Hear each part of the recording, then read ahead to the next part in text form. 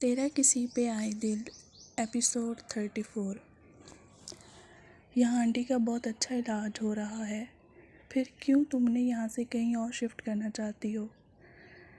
एक तो जान को रात का भी गुस्सा था जब वो डैनियल के साथ हंस हंस कर कॉफ़ी पी रही थी, और अब एक और जिद कि मामा को यहाँ नहीं रखना। जान का दिमाग झंझना उठा था। जान सर, मेरी माँ मेरी ज़िम्मेदारी है और मैं इन्हें कहीं भी ले जाऊँ आपको मसला नहीं होना चाहिए। तौकी की बात सुनकर उसका मीटर फिर शॉर्ट हुआ था। क्या बकवास कर रही हो तुम? मत भूलो, आज अगर आंटी ज़िंदा हैं तो मेरी वजह से।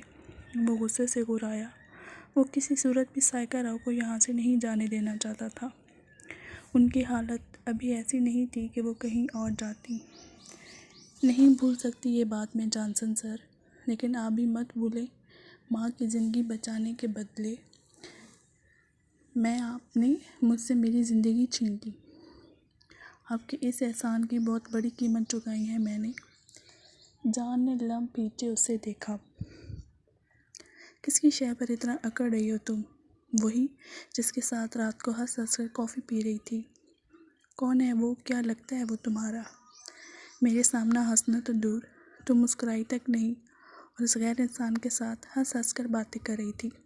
जान का खून खौल रहा था रात से। कैसे वो बर्दाश्त करता कि उसकी तौकी किसी और के साथ बात करे। जलन से पूरा जिस्म जल रहा था उसका। कोई एक वजह बता दे जॉनसन सर कि मैं आपके सामने मुस्कुरा सकूं। कोई एक लम्हा गिनवा दे जो मैं आपके साथ खुशी से दो बातें कर सकूं। जिस दिन से मुझे अपनी ज़िंदगियों से निकाला उसके बाद आपका रवैया कैसा था आप जानते हैं। फिर भी आपको लगता है कि मैं आपके सामने मुस्कुराऊंगी। जिससे मैं हंस हंस कर रात को बातें कर रही थी ना, वो मेरा बचपन का दुश्मन है। डैनियल, याद होगा आपको, काफ़ी बार जिक्र कर चुकी हूँ आप लोगों के सामने। आज उसे मेरी तकलीफ़ का एहसास हो गया। लेकिन आप तो मेरे बचपन के दोस्त थे ना, मुझसे मोहब्बत के दावेदार थे, तो कैसे यकीन नहीं किया मुझ पर आपने? वो नम आंखों से बोली तो जान तमस्खर से मुस्कुराया। भूलो मत तौकी राव, इज़हार मोहब्बत तुमने पहले किया था। जान की बात सुनकर तौकी ने बेयकीनी से उसे देखा। क्या लड़की का पहले इज़हार मोहब्बत करना उसका करैक्टर शो करता है? बिल्कुल, तुम जैसी लड़कियां मोहब्बत को अपने मफाद के लिए इस्तेमाल कर सकती हो। जिससे मोहब्बत हो ना तौकी राव, लड़कियां उस शख्स के अलावा किसी को देखती तक नहीं है। तुम कहती हो कि तुम्हें मुझसे मोहब्बत है। पहले कॉलेज में मुझे बदनाम किया कि तुम मेरी गर्लफ्रेंड हो। चलो ये मान भी लिया कि कोई बड़ी बात नहीं थी, लेकिन मेरा बच्चा गिराया तुमने, ये बात मुझे तीर की तरह लगी। जिस लड़की की इज़्ज़त मुझे जान से बढ़कर थी, उसी लड़की ने मेरी इज़्ज़त तो कौड़ी की कर दी। बाद में क्या किया? मुझे धोखा दिया। तुम्हें हमेशा शॉर्टकट की पड़ी रहती थी। तुम जल्दी से बहुत सारा पैसा बनाना चाहती थी, लेकिन तुमसे इंतज़ार नहीं हुआ और तुमने हमारी मेहनत को बेच दिया।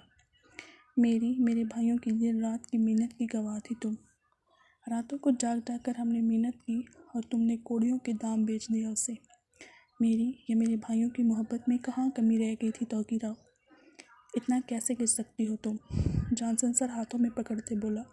तौकी रोते हुए उसे देख रही थी। बहुत बड़ी गलतफहमी हो गई थी जॉनसन को, वो कैसे दूर करती? वो जिन हालात से गुजर रहा था तौकी की किसी बात पर यकीन ना करता। तौकी को चुप देखकर वो हंस दिया, ज़ोरों से हंसा। एक पल को जैसे गुमा हुआ कि वो पागल हो गया। जब इंसान के पास किसी सवाल का जवाब नहीं होता तो वो ऐसे ही खामोश हो जाता है तौकी राव, जैसे तुम बुत बनकर खड़ी हो। अगर मैं कुछ बोलूँ तो आपको यकीन आ जाएगा? तुम्हें लगता है कि मैं अब कभी तुम पर यकीन कर पाऊँगा? तौकी ने हंसकर सर झुका लिया। फिर मेरे बोलने का कोई फ़ायदा नहीं, क्योंकि जहाँ एतबार ही ना रहे वहाँ लफ्ज़ बेमायनी हो जाते हैं। खैर जो भी हो, मैं मामा को यहाँ नहीं छोड़ूंगी। हम कहीं और शिफ्ट होंगे, वहाँ भी उनका अच्छा इलाज होगा, मुझे यकीन है। वो अपने आंसू साफ करते अटल लहजे में बोली। तो फिर तुम भी सुन लो, आंटी को मैं यहाँ से कहीं नहीं जाने दूँगा। वो भी ज़िद्दी था, कैसे मान लेता तौकी की बात। वो ठंडा सांस भर गई। देखिए सर, मेरी जॉब छूट गई है। नेल्सन की स्कूल फ़ीस, उसके हॉस्टल के अखराजात और मामा का इलाज, मेरे पास इतने पैसे नहीं हैं। ये हॉस्पिटल बहुत महंगा है, मैं अफोर्ड नहीं कर सकती इतना, ना ही मैं मज़ीद किसी का एहसान लेना चाहती हूँ। देखो तौकी, जो भी हो, लेकिन अब तुम मेरी जिम्मेदारी हो। शादी किया है तुमसे, इस लिहाज से तुमसे जुड़ी हर जिम्मेदारी अब मेरी भी है। लेकिन ये मत समझना कि मैं अपना बदला भूल जाऊंगा। इंतकाम कभी नहीं छोड़ता मैं। इसलिए बिना किसी बहस के आंटी के पास जाओ, उनका मेडिसिन का टाइम हो गया। वो सख्ती से कहते कमरे से बाहर निकल गया, जबकि तौकी सर थामे आंखें बंद कर गई। बस कर देना जैक्सन, मैंने हॉस्पिटल भी जाना है। जोस्पा आने वाली होगी। सुबह के 6 बज रहे थे, लेकिन काशवा अभी तक जैक्सन के कब्जे में थी। यार, इतनी मुश्किल से हाथ आई हो, तुम्हें लगता है कि तुम्हें कहीं जाने दूंगा? जैसी रात से झेल रही हूँ आपको। सुबह हो गई है, लेकिन आप थके नहीं अभी तक। वो हंसी होते बोली, तुम्हें प्यार करते हुए मैं कभी नहीं थक सकता काशवा। तुम मेरी जान हो, मेरी ज़िंदगी हो। मतलब कोई अपनी ज़िंदगी से प्यार करते हुए भी थक सकता है? तुम्हें देख कर ही तो जीता है जैक्सन। मुझे खुद से भी ज़्यादा प्यारी हो तुम। जानती हूँ, इसलिए तो इतना गरूर है खुद पर। उसकी गर्दन में बाजू हायल करते बोली, तो जैक्सन ने नरमी से झुककर उसके होंठों का बोसा लिया। ये गरूर सलामत रहे। वह उसकी गर्दन में झुके, अपनी शिद्दतें बिखेर रहा था। काशवा जानती थी वो अपनी मनमानी करके ही उठेगा, इसलिए वो चुपचाप उसका साथ देते उसे सुकून दे गई थी। ताकि तुम ठीक हो ना बेटा? साइका राव ने उसे चुपचाप देखा तो पूछा। वो आज मुकम्मल होश में थी। कुछ नहीं मामा, आपको कुछ चाहिए? वो मुस्कुराते बोली, लेकिन साइका राव माँ थी। बेटी की झूठी मुस्कुराहट फ़ौरन पहचान गई थी। सच जानना, मेरी बेटी के चेहरे पर इतनी अरसे बाद मुस्कान आई, और वो भी झूठी। क्या बात है तौकी? कुछ नहीं मामा, मैं ठीक हूँ, आप टेंशन ना लें। जानसा यहाँ क्या कर रहा था तौकी? वो बेटी को जांचती नज़रों से देखते बोली। वो आपकी तबीयत अचानक ख़राब हो गई थी, तो मुझे कोई और नज़र ही नहीं आया इस वक्त, इसलिए उनको कॉल की थी। वही आपको यहाँ ले आए थे। तौकी, ये हॉस्पिटल बहुत महंगा है, यहाँ का ख़र्चा कैसे पूरा होगा? तो मेरे ऑपरेशन के लिए पैसे कहाँ से आए तौकी? मामा प्लीज़ रिलैक्स करें, टेंशन ना लें आप। उनका हाथ थामते बोली, तो उन्होंने सख्त नज़रों से उसे घूरा। मुझ में अभी इतनी हिम्मत है तौकी कि मैं बर्दाश्त कर सकूं। मुझे हकीकत बताओ तौकी, क्या बात है? जान को हमारी फ़िक्र कब से होने लगी? मैं सब बताऊंगी मामा, लेकिन प्लीज़ अभी रेस्ट करें। टेंशन आपके लिए ठीक नहीं है। उन्हें आराम से बेड पर लिटाते बोली। तौकी की हालत देखकर साइका फ़िलहाल खामोश हो गई थी, लेकिन वो सच जानने का पूरा इरादा रखती थी।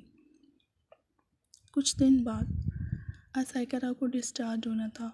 ऑफिस में ज़रूरी काम की वजह से उन तीनों को ऑफिस जाना पड़ा था। जैक, बाकी की मीटिंग तुम और जैक्सन देख लेना, मुझे हॉस्पिटल निकलना है। आंटी को आज डिस्चार्ज कर देंगे।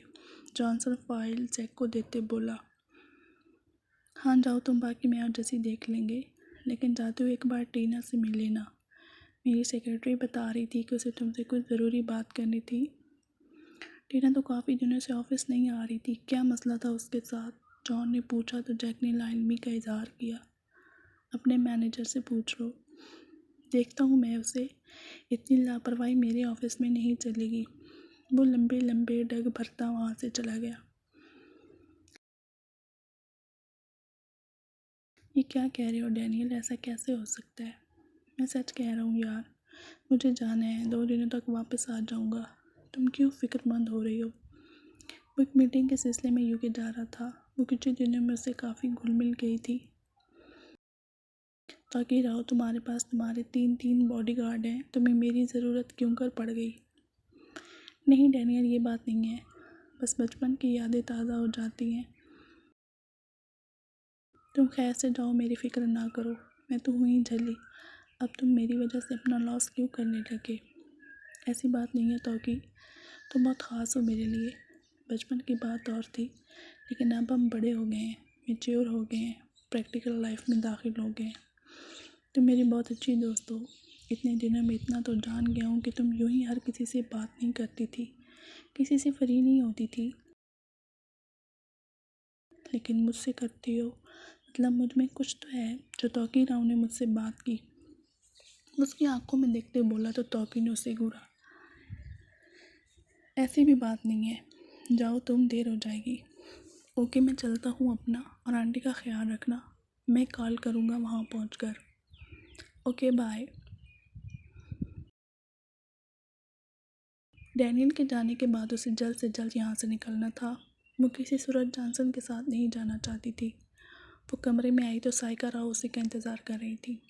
मामा जल्दी चलें, इससे पहले कि जान या कोई और आ जाए। मैं उनके साथ नहीं जाना चाहती। जाना तो मैं भी नहीं चाहती तो कि मेरी सबिया से बात हुई है, उसकी बहन के घर जा रहे हैं हम। उसकी बहन के घर का ऊपर वाला पोर्शन खाली है, किराया भी मुनासिब है और जॉब भी ढूंढ ले। साइका राव पहले ही बंदोबस्त किए बैठी थी। मामा वो तो दूसरे शहर में होती है ना? हाँ, दूसरे शहर में होती हैं। मैंने नेल्सन को भी कॉल कर दी थी, वो ट्रेन स्टेशन पर पहुंच जाएगा। हम कभी यहाँ वापस नहीं आएंगे तो कि इस शहर ने हमसे हमारा सब कुछ छीन लिया है। मैं नहीं रहना चाहती यहाँ। साइका राव अपनी आंखें साफ करते बोली। तौकी ने उन्हें सीने से लगाते उनका सर चूमा था।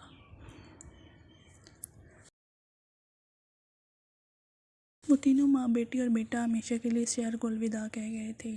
ट्रेन पर सवार होते तौकी ने एक नज़र पीछे मुड़कर देखा था। दिल में एक आस जगी थी कि काश जॉनसन कहीं से सामने आ जाए और उन्हें रोक ले। वो कैसे दूर रहेगी सबसे।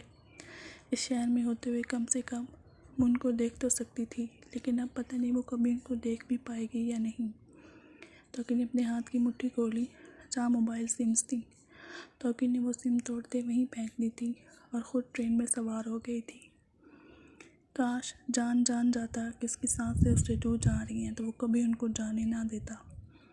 लेकिन कहते हैं ना, जो तकदीर में लिखा हो वो होकर ही रहता है। उनकी तकदीर में जुदाई लिख दी गई थी, शायद उम्र भर की जुदाई। टीना, क्या बात है? प्लीज़ जो बोल रहे हैं जल्दी बोलो, मुझे कहीं जाना है। जॉनसन, जैक और जैक्सन तीनों इस वक्त जॉनसन के ऑफिस में मौजूद थे। टीना ने उन दोनों को भी बुलाया था, लेकिन पिछले 10 मिनट से वो कुछ नहीं बोल रही थी, खामोशी से आंसू बहा रही थी।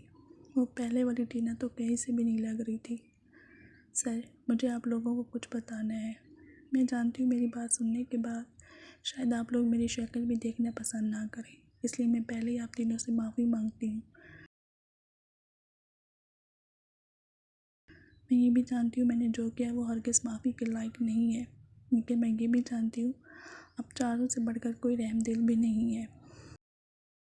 वो रोते हुए बोली तो जान ने ताई लहजे में उसे देखा, जबकि जैक और जैक्सन उसको नासमझी से देख रहे थे। वो किस गुनाह की बात कर रही थी? उसे क्यों माफ़ी चाहिए थी उन चारों से?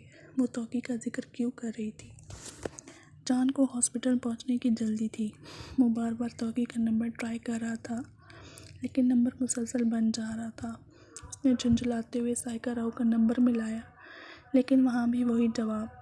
वो कुर्सी से उठकर बेचैनी से टहलते बेसब्री से उनका नंबर ट्राई कर रहा था, लेकिन फ़ोन ऑफ जा रहा था। उसे कोई गर्ज नहीं थी कि टीना उसे क्यों मिलना चाहती थी, क्या कहना चाहती थी। उसका दिल बहुत बेचैन हो रहा था, सांसें जैसे सीने में अटक गई हों। वो झुंझलाते हुए अपने ऑफिस से बाहर निकलता, उससे पहले टीना के अल्फाज सुनकर उसके कदम जंजीर हुए थे।